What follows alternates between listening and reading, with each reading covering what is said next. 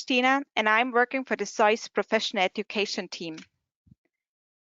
I'm honored to open our webinar on PERS and pitfalls with multifocal IOLs. With me, two leading experts from Singapore, Dr. Ronald Yeoh, and founding partner of Eye and Retina, and UK Hamid, clinical lead for cataract and refractive surgery at Aptegra. Before we go into the I'd like to highlight the organizational aspect for this webinar. All are on mute at have a dedicated time for Q&A at the end of this presentation. Please use the the right panel bar of your GoToWebinar panel. The session will be recorded and accessible afterwards. With having said that, I'd like now to hand over to Dr. Amir Hamid about our webinar.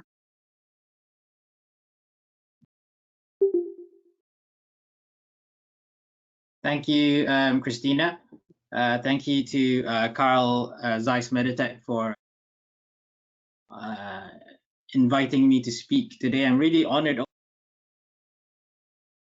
as Dr. Yeoh, a leading light in refractive cataract surgery. So what we're going to talk about today are pearls and pitfalls with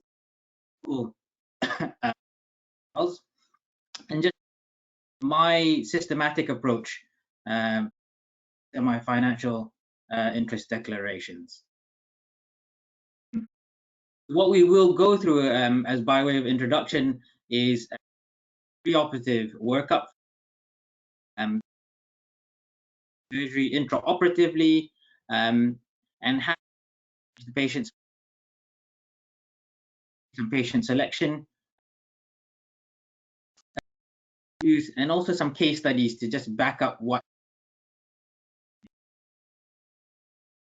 In terms of what we do, it's really important preoperatively to do a diagnostic suite of measurements: biometry, keratometry, specular microscopy, and OCT.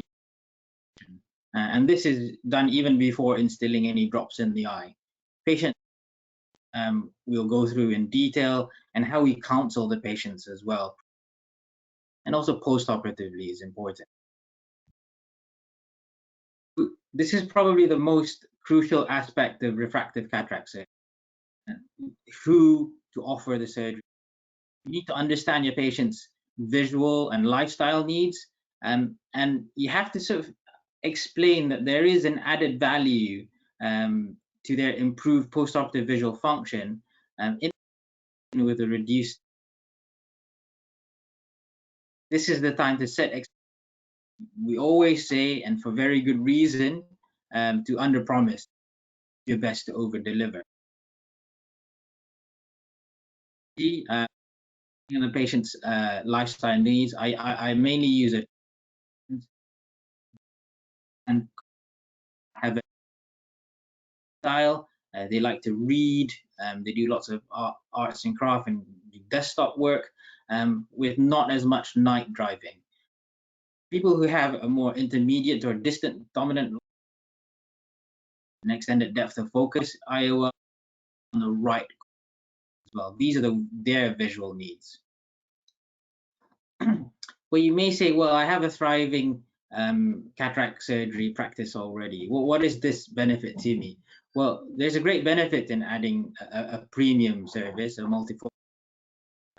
But yes, of course, I recognize increased chair time to this, but that chair time more efficient. You are going to provide a comprehensive assessment. You're going to give diagnostic imaging test to the patients, instrumentation in theory, the best results. What can you do to make that chair? Well, you can counsel them even before they come to see you. You can provide information, in literature form or via animation, via a link in an email or on your website. You can give them a questionnaire and that will give you an idea what their attitude spectacle independence postoperatively. And this can also allow you to very gently introduce the idea that, of course, this will come with an extra fee. And this just makes the flow a lot easier, and sets expectations appropriately. So this is what we do preoperatively. A list of measurements. And during the course, if we find that the patient had a significant amount of dry eye, it will affect the quality of our diagnostic assessment. So we eye and then bring them back later when it's under control, and repeat all these measurements as well. So why topography or tomography? Well, you can get refractive issues afterwards, and what you don't want to do is be in a position where this is a surprise. So this is a patient that was referred to me for consideration of LASIK enhancement.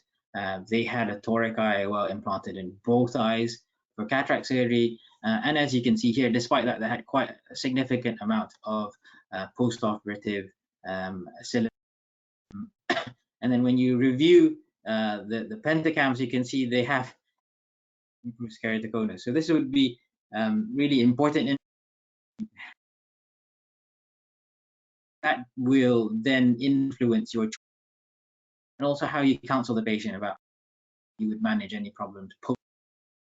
So in this patient, I managed them with a sulcus lens, a toric sulcus lens, and they were very happy afterwards.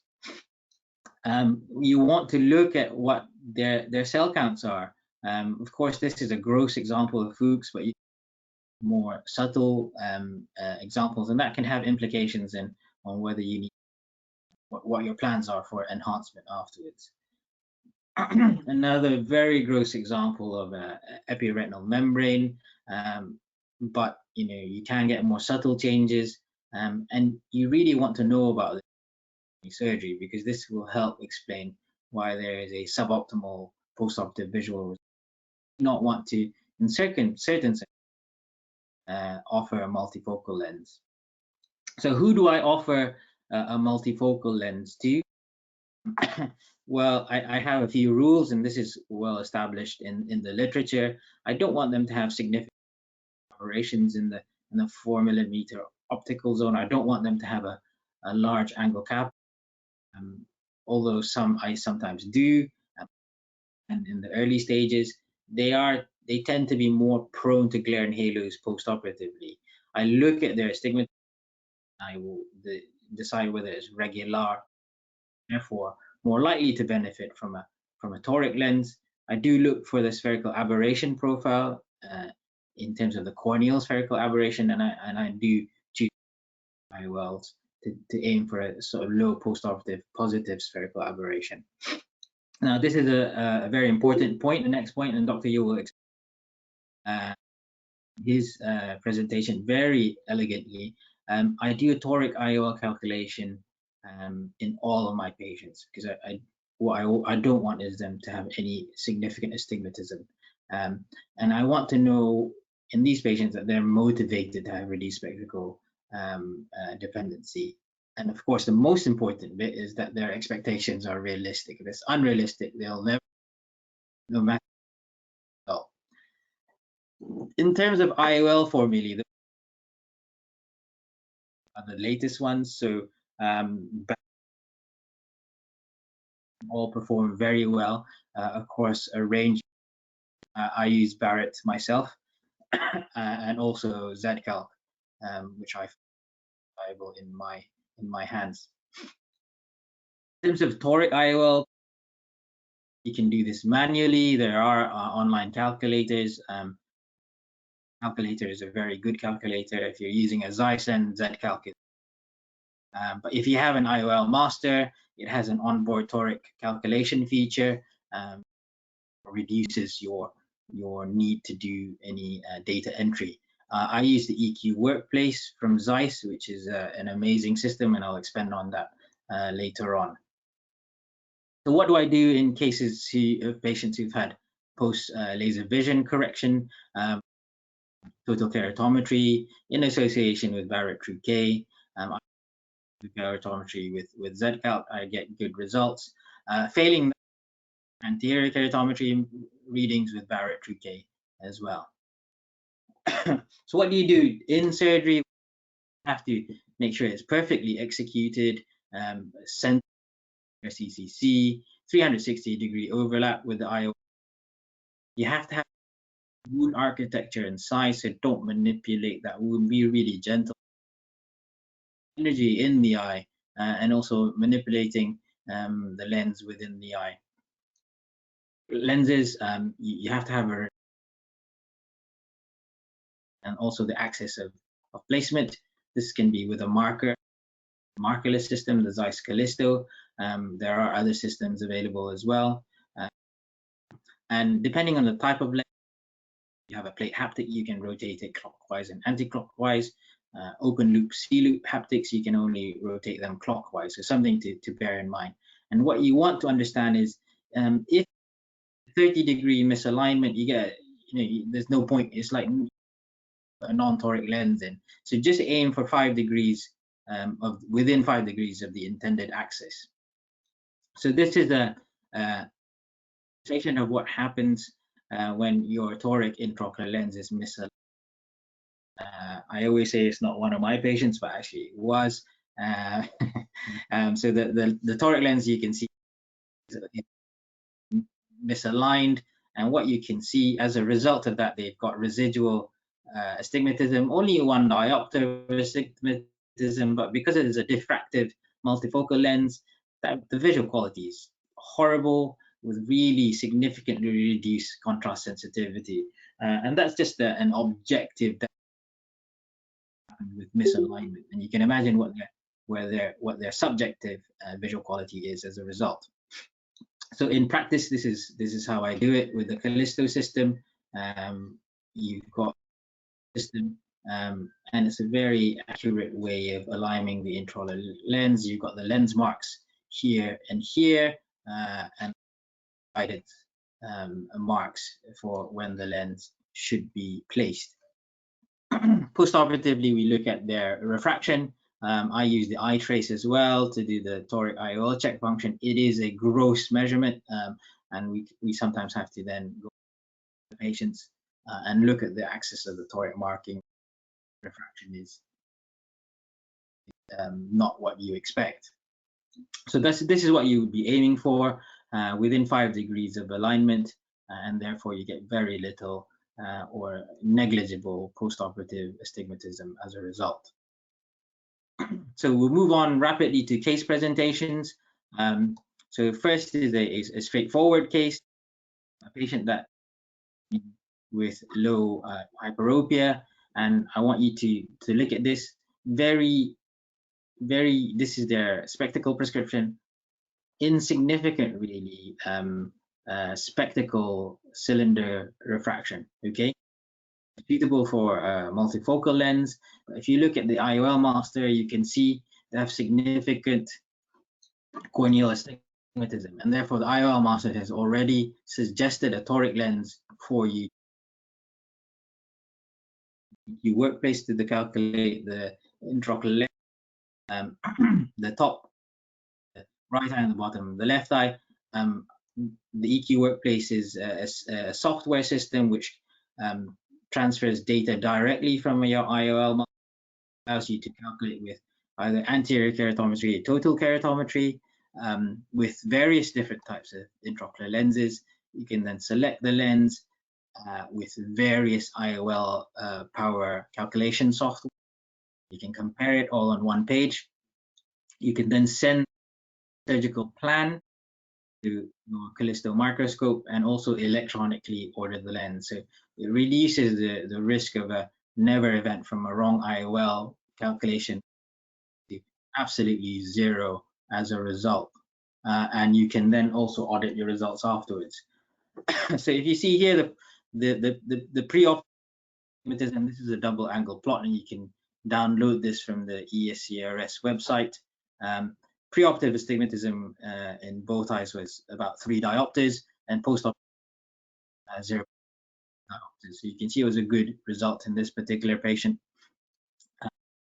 sort of predictive error was also very, very good. So the patient was very happy, no refractive error at all, excellent levels of uncorrected distance vision, and as you expect with the Zeiss trifocal, really good intermediate and distance vision. So if we look at slightly more complex cases, this patient had in the past, was retired, lives in Florida, comes to London for a couple of months every year. Came to see me. He's subsequently now big, but still wanted complete spectacle independence post-operatively. And you can see here his best corrected vision was better than 20/20 preoperatively with really good near vision. You can see here, and I'm just showing the right eye, that there is central corneal flattening, central corneal thinning. So that would indicate they don't have a history that they've had previous myopic backed up by this as well. So if it's less than 82% or so, you can say that they've had a laser vision correction. It's more than that, it's likely to be hyperopic if this appearance is equivocal due to topography. So I use Zeiss for this patient in conjunction with total keratometry and Z-calc lens, and I prefer the Atlara lens. I've had previous laser vision correction because it's aberration free. I tend to aim for a more minus outcome because they're extended depth of focus. So that improves their near vision without compromising their distance vision at all. And you can see the result. So he was N5 for reading, uncorrected, 6.5 in the weaker eye, but 6.3 in his left dominant eye. So actually, he was very, very happy indeed. This is another interesting case, patient with a corneal scar. So corneal scar in the right eye, very close to the visual axis, high hyperope. So two reasons why you may not get a refractive outcome with this patient. But we use Zeiss EQ again, use total keratometry and diopter. Won't see as much in Asia as you do in Europe, but this is her result. So really very happy patient. You can imagine someone who's plus 6.5 diopters of sphere, how happy they are to be spectacle independent afterwards. So in summary, if you have a systematic approach, you'll produce excellent results for your routine cases and even the slightly more complex or extremely complex cases. So thank you very much for your attention. I will hand over to Dr. Yeoh, and we will answer questions after we're both finished.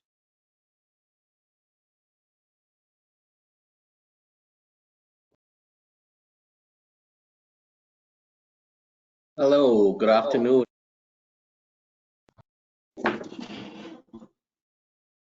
Hello. I'd like to thank Zeiss for inviting me to share with you my experiences of pitfalls in multifocal implantation.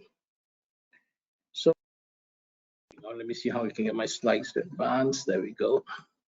So you know what I wanted to get across to you is really why you're using, why you're not using, and perhaps let's look at some data to start.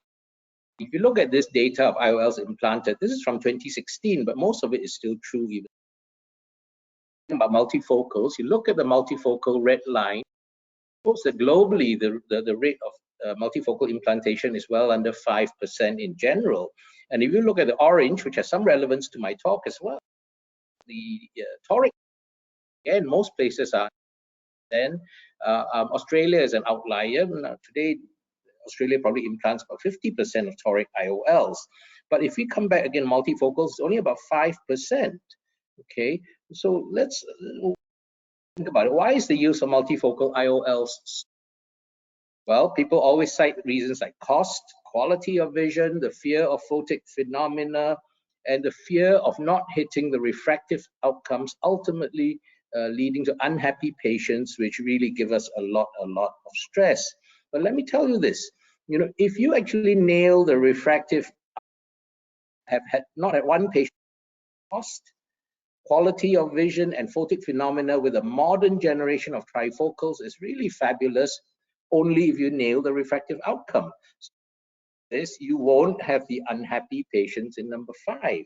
And that's why this is very important. Now, let's share with you what is my rate of multifocal implantation. My rate is 60% of all my private patients, 60% get a toric IOL. But you know what? It wouldn't be 60% if my toric implantation rate wasn't about 75%, okay? Because it's the success in toric implantation that allows me to have a 60% multifocal implantation rate. Let's think about this a little bit. What is the incidence of astigmatism in our cataract patients? The data shows that about 65% of our patients have a diopter or less of corneal cylinder. Maybe only 35% of patients actually require a toric IOL. But refractive cataract surgeons like Dr. Amir and myself, we're using toric IOL 70 to 80 our cataract surgeries. So why is there this disconnect between the incidence of corneal cylinder and our toric implantation rate? Well, this is because traditionally you do toric calculations and use toric IOLs only for patients with more than one diopter of astigmatism. And Dr. Amir earlier in his slide showed actually he said 0.5 diopters. But I would put it to you that even saying 0.5 diopters suggests to you that if you're don't do it, which is really flawed thinking. Why is this so? Because if you're over K values, you're disregarding posterior corneal astigmatism. And I would here stress K values do not equal total astigmatism, which is really what we need to deal with. Now, Doug Koch, in his Innovators lecture in 20 CRS, really gave us the concept of against the rule astigmatism, which is hidden in the posterior cornea, which is not measured by our anterior keratometry. Hidden against the rule is related to the steeper posterior corneal, vertical corneal meridian, which is in turn related to the naturally thicker vertical corneal. This is in the vast of patients. This is important. How do we apply what Doug Koch taught us about hidden? Well, Doug gave us the Baylor nomogram. But what is the Baylor nomogram? It basically told us to with the rule patient and overcorrect a with the rule against the rule patient. But you know, when you're faced with 10, 20 patients in your biometry list, what do you actually apply this? Well, this is where the Barrett toric calculator, which Amir referred to earlier, comes into play. Now, he showed actually the Barrett Universal 2, he showed the True K. I would say to you today, here, both Graham Barrett, myself, and many people in Asia go straight to the toric calculator for all our toric calculations, because the BTC helps us apply this knowledge in practice by correcting for the hidden PCA. It's inbuilt, so it saves you a lot of fudging, etc., etc. It's a predicted value based on mathematical models. It factors in IOL tilt, which, as we all know, is very important. But what's also important is it optimizes the spherical components as well. They are not independent entities. You can't just do the toric calculation sphere and choose the lens. The BTC allows all this to be linked together, and hence that's why it's the most accurate toric calculator in the world today. Let's move on.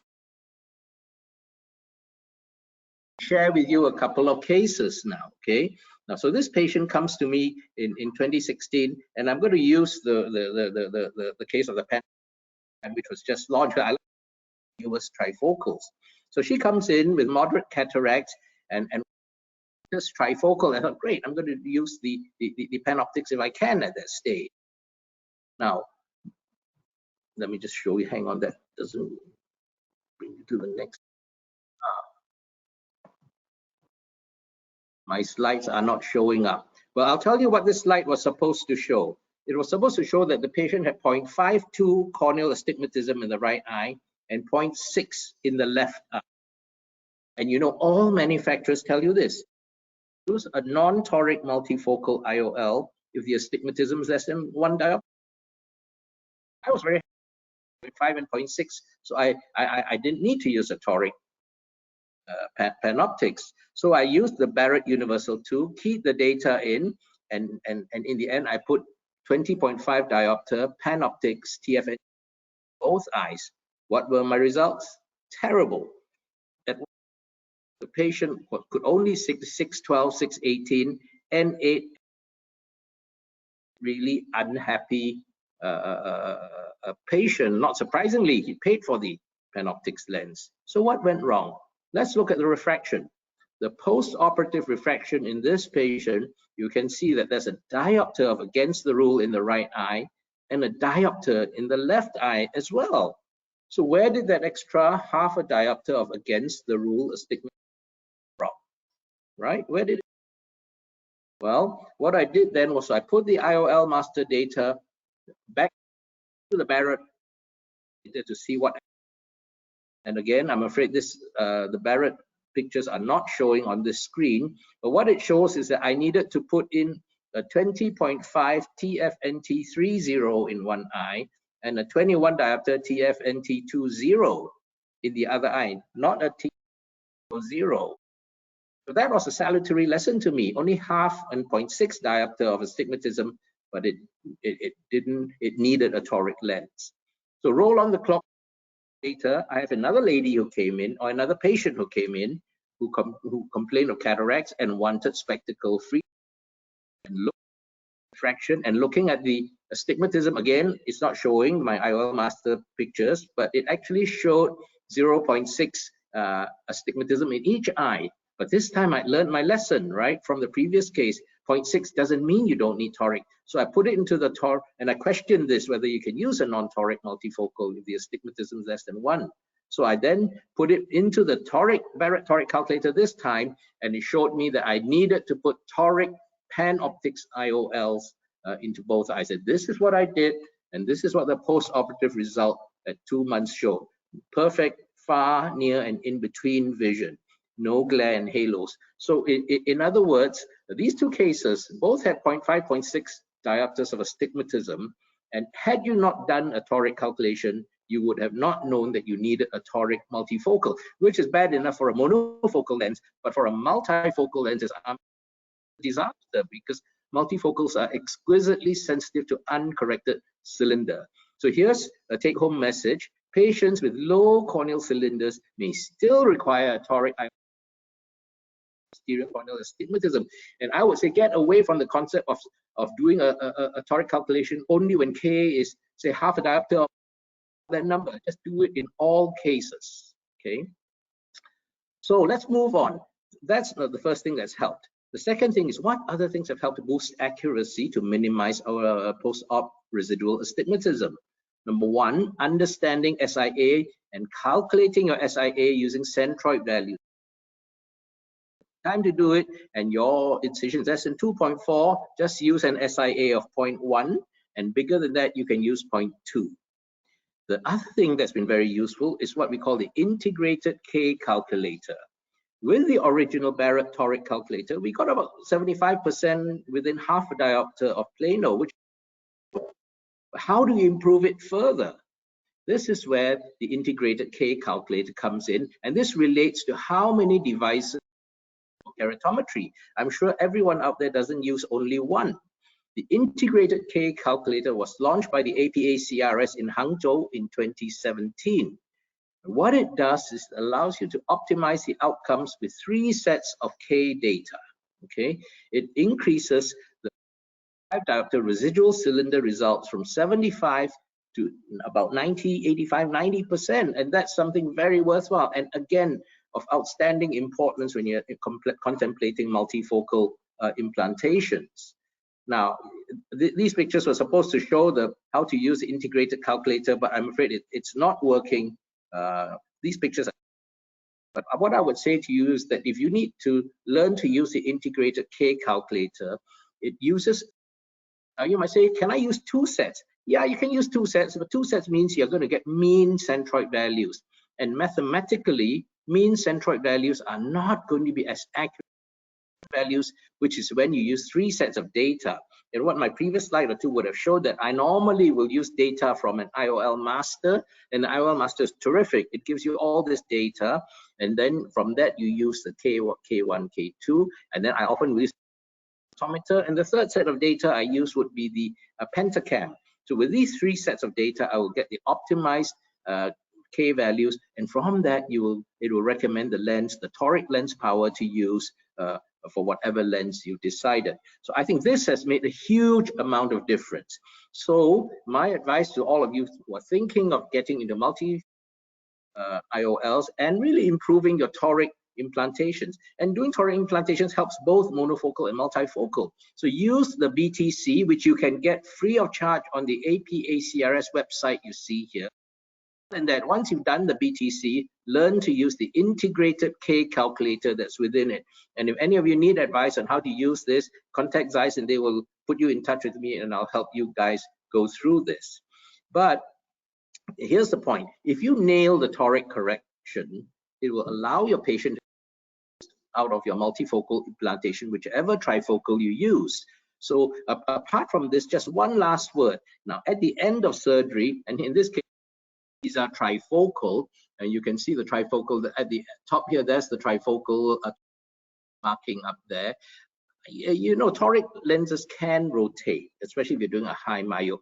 So what I like to do is make sure, and you can see this is the Lumera 700 rescan live OCT technology. You can see the biconvexes are 25 diopter Lisa Tri. Here you can see how much OVD there is. Now, I don't think it's a good idea to leave OVD behind. So go behind, remove the OVD, and this is what you're going to find.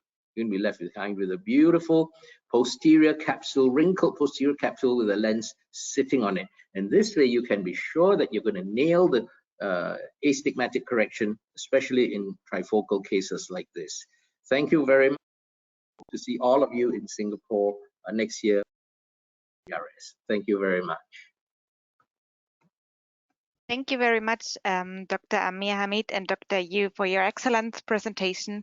Now, I would like to open our Q&A part with the first questions, and to you, expert Dr. Ronald Yeoh, to help me to go through these questions we already with before I hand over, and then the word with you.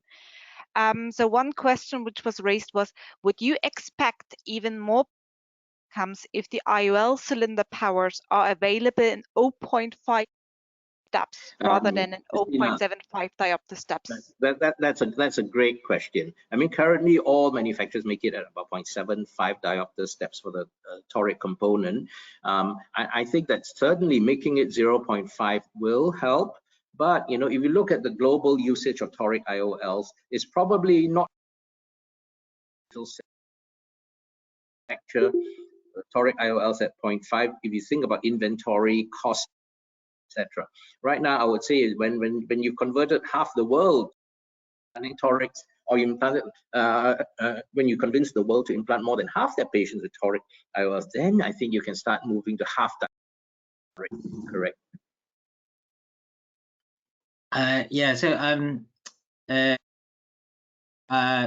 so the Zeiss trifocal start at 1 diopter, I mean 0.5 diopter steps. So that is a good option, and I agree with Dr. Yeoh. The first thing to do is to that would be the first step, and to ensure that you're doing the correct assessment and the calculations. Move on to the type of lens that you use. My preferred one will have their own preferred lenses. My preferred lenses is the at least for several reasons. One of them is the half diopter steps, but also it's preloaded and it's plate haptic. It is very stable in terms of, gives you the flexibility of rotating clockwise or and anti-clockwise once you've implanted the lens. That is very useful. I have to. Okay, I think let's take some questions now. Amir, familiar with the Z-Cal? Would you say a word or two about what the Z calculator is? Yeah, so the Z that in England is is Zeiss's own IOL calculator, and you can only use it in conjunction with their lenses. It is a proprietary formulae which is not known outside of Zeiss, but I find in my hands reliable with or without the posterior keratometry measurements as well. So you can get it on the Zeiss web, and it's very easy to use. It has the it allows you the opportunity to use both anterior and posterior keratometry values, and then also order the lens electronic device if that is the lens that you would like to choose. One thing I would say is, the difference between a Zeiss focal compared to the other trifocals is Zeiss lenses are labeled as sphere and cylinder when you order them. So if you do use the Barrett toric calculator, the Barrett toric calculator will produce a result that is spherical equivalent and cylinder. So you need to change it to sphere and cylinder if you're going to order a Zeiss Atlisa toric lens as a following after using the Barrett toric calculator. Is that not changing now, Amir? I had understood that most people are used to using spherical equivalents. That Zeiss was, different, very precise. But I thought they were going to relabel the lenses into spherical equivalents. Yeah, that's a good question actually. So Zeiss has started, and the Atlara was the first lens that has come out with sphere and cyl, and they will move to sphere and cyl for the rest of their lenses. I'm not sure what the exact time frame would be, but yeah, that would definitely make things more uniform in the marketplace and assist surgeons. Okay, terrific. Let's take another question now. The question is, how do you correct A? So I alluded to that slightly in my presentation. Basically, I think the first thing to do in terms of working on your SIA is to operate location every time. Okay, for me, incisions are always temporal clear corneal incisions, and the reason for doing this is because that's the only way you're going to be consistent in knowing your SIA and the impact on your toric outcome. To be a trend of people operating on the steep meridian to try and flatten it a little bit, but as you all know, in clear corneal incisions, the flattening effects are inconsistent and don't always persist. So tip number one, operate at the same location.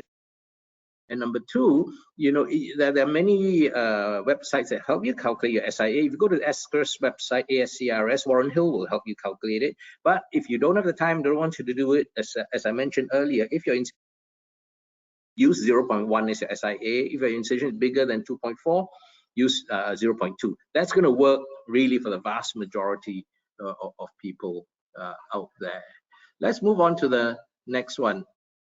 Would you take this? With pupil-independent designs that the LISA, do you look at angle kappa as a selection criteria?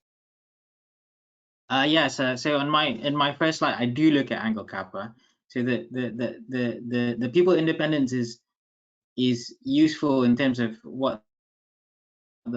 how the lens functions with different pupil sizes in distribution. The Atlisa not pupil independent; it is pupil dependent. So so there's two separate issues there. Centered the lens is in terms of the diffractive rings to the visual axis. So if there is some decentration, there's the risk of quality and also increased glare and halos. You must balance that great majority of patients, certainly in America, North America, Western Europe, the patients that we implant a lot of multifocal lenses in are hyperopes with slightly higher than average angle kappa, and they seem to be very happy. I would try, when you're first starting, to be conservative And then once you're more comfortable patient counseling and the surgery, venture out to slightly more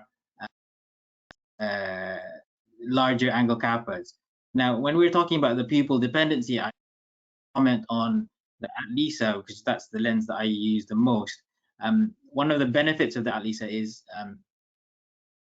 it's a trifocal when the during the day when the pupil is not large, but when the pupil dilates, it actually defaults to a bifocal. The peripheral rings have a bifocal design, so you actually have much better low light reading than you would expect in similar type lenses. So that would be one of the benefits of that particular lens. While you're on the AT Tri lens, there's a question on, do you have any tips on rotating these 4 IOLs to the target axis? I know we talked about you can go both ways, but are there any tips that you can give?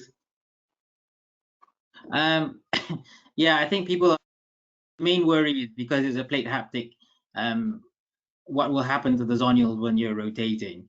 One technique is to just the forward haptics will go in first, and then you rotate it to close to the desired axis, and then implant the trailing haptics, and then rotate it to full extent. I don't do that.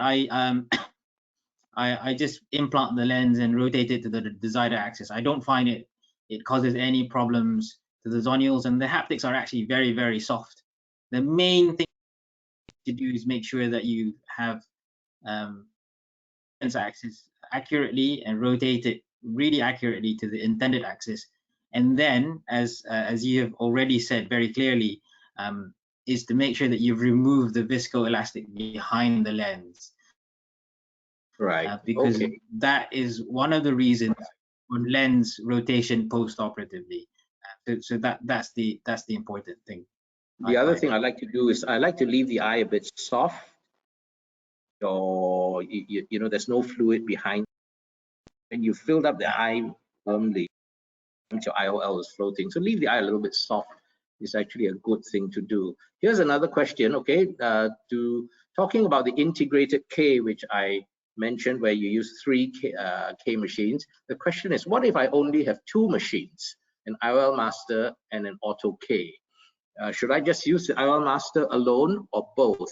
Well, number one, you know, you got the IOL master, which is obviously one of the Rolls-Royce machines of biometry, so absolutely use the Ks from that. And if you've got integrate auto K, use those as well. Now, how do you get a third set of Ks? Well, you can do one of those machines again, you know, whether you on the same visit or another visit. If you do it just a third, use any one of these machines again, that gives you a third set of readings. That's valid, because as you know, even if you do the same machine 3 times, you're not going to get the same 3 readings. So going to be 3 different machines measuring the K differently. Yeah, so you can either use, but still it's good to get 3 machines. Certainly not I mean, if you do 2 on the same machine, it doesn't make sense. If you've got 2 machines, use the 2 and maybe repeat one of them is what I would do.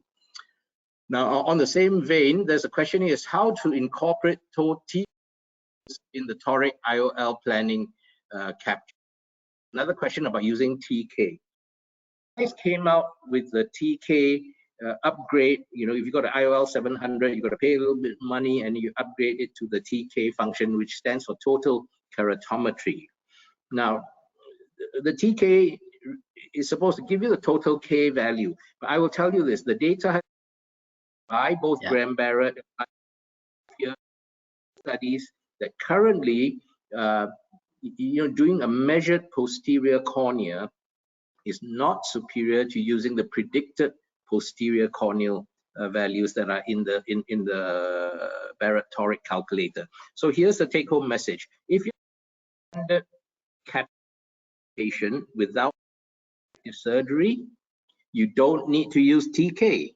Don't use the TK at all. All you need is to use a standard BTC. Use the 3 machines if you can for integrated K. That is going to give you that if you measured the posterior cornea or use the TK values. That's for standard cataracts. If you're doing a post-refractive case or a case with a complex cornea, again, the data is now that you will get better results if you do measure the posterior cornea. Now, again, it's been shown that if you measure the posterior cornea using the Barrett toric calculator, you have to input posterior cornea data, which the IOL Master 700 TK gives. If you use the TK value that the IOL Master comes out, it doesn't have an integrated calculator. So it's not going to, as if you go to the APA CRS website, choose the True K toric. Is for eyes, True K toric calculator. You integrated K calculation, and then you press measured posterior cornea. And when you do the measured posterior cornea, IOL Master print out the corneal page, and you enter the PK1 and PK2, which are the posterior cornea values, into the formula. And when you print it out, then you're going to get an integrated K with measured posterior cornea. And this is the most accurate way for doing post-refractive. So just to sum up again, normal cataract patients just use a normal Barrett toric calculator. Post-refractive eyes use the True K toric calculator, in which you do an integrated K and then use measured posterior K. I hope that's clear, but again, if you're unclear, you can contact me. All right. Let's move on to some other questions. Okay, do you notice any difference between Z-Calc and Barrett toric calculator? Amir, do you want to take this one? Between the Z-Calc and the Barrett toric. Yeah, there are minor differences between the two. One will undercorrect in terms of the calculation, will undercorrect the cell in terms of the correction of the lens, and the other one will typically Z-Calc or Z-Calc will give a lower cylinder reading for the chosen IOL. But what you will find is the spherical equivalent of the result is relatively similar. As I'm concerned, I think the main difference is that the BTC has the integrated K calculator, which the Z calculator doesn't. So again, as I've said, that improves our residual outcomes from 75 to about 85 or 90%. But this is true of all the industry calculators. It's not just the Z. Let's see what other questions.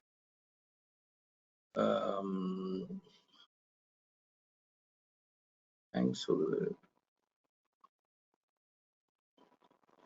Amir, would you on using multifocal lenses after LASIK? Okay, because the questioner says that usually Alcon would not recommend a multifocal lens laser vision correction, but would you use a laser tri or an AT Lara after a LASIK procedure?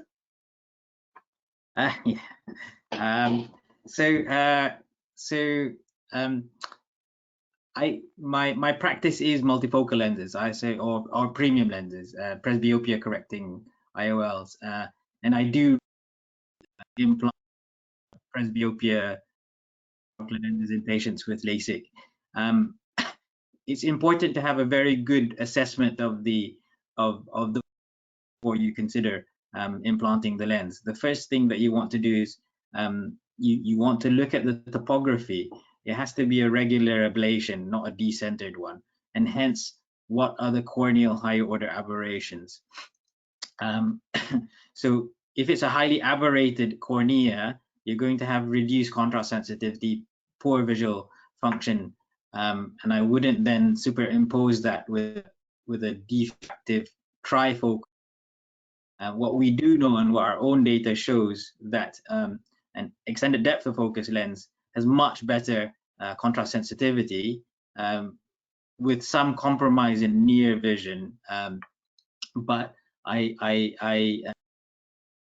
work, I then aim for a slight minus, particularly in a non-dominant to compensate for that. The depth of focus will allow them to still maintain good levels of distance and intermediate vision, but improve their near vision as a result. The other thing that I look for is to make sure that their laser vision correction hasn't caused them to have significant dry eye before I do the surgery. And then I also ensure that I have sufficient cornea left behind to do a laser enhancement if I need to. So I hedge my bets. But I Yeah, do. It's wise, I think, with any post-refractive eye in terms of using the really demanding or more demanding trifocal IOLs. And I think that generally most people would accept that perhaps an EDOF lens appropriate lens post refractive, because it's got a wider landing zone and it's a little bit more forgiving. And this question again, the angle kappa is a lot of people are asking question, angle kappa. Do you get this number from the IOL master or from somewhere else? And do you value? Sorry, I didn't get the last bit, but the IOL master, the 500 and 700 has an approximation of the angle kappa, which is the Chang Waring chord, and you can get that on. So yes, you can get it. And is there a value of angle kappa at which you would not use a multifocal IOL? Yeah, usually I get nervous if it's 0.7, 0.8, but usually that is a in that eye, a poor visual function. So that would rule out for me. It's not. The other thing I would say, obviously, is to make sure that how you're measuring it is consistent, because the equipment can be the most fantastic piece of equipment available. If your team is not doing it consistently and to a high level, you can get widely differing results. So you could one day get an angle kappa, or the first time you do it is 0.7 and you repeat it at 0.3. So just be aware of how consistently, regularly audit our teams. So I get my results audited, but I also audit the quality of the diagnostic imaging performed by my teams as well. Right. Okay, let's move on to another question now. There's a question about Dr. Yeoh, this is the last question, please. We are running out of time, so please, last question. All right, last question. Talking about integrated K calculation, which case do we use? Well, it's anterior case. Absolutely. When in the first page of the Barrett toric calculator, you're going to key in the case, for example. Then when you filled in all the data, integrated K button, it will go to the second page, which opens up 3 windows. Master case is the first. And you key in your auto K, which is also anterior case for the second set, and I will key in the values from the third set. These are all the anterior K values. And then you press the button calculate, it will calculate the integrated K value.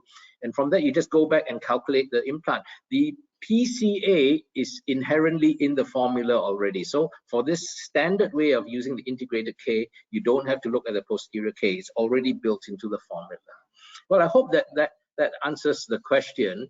I think we've had a very interesting session and lots of good questions, but I think out of time. Yes.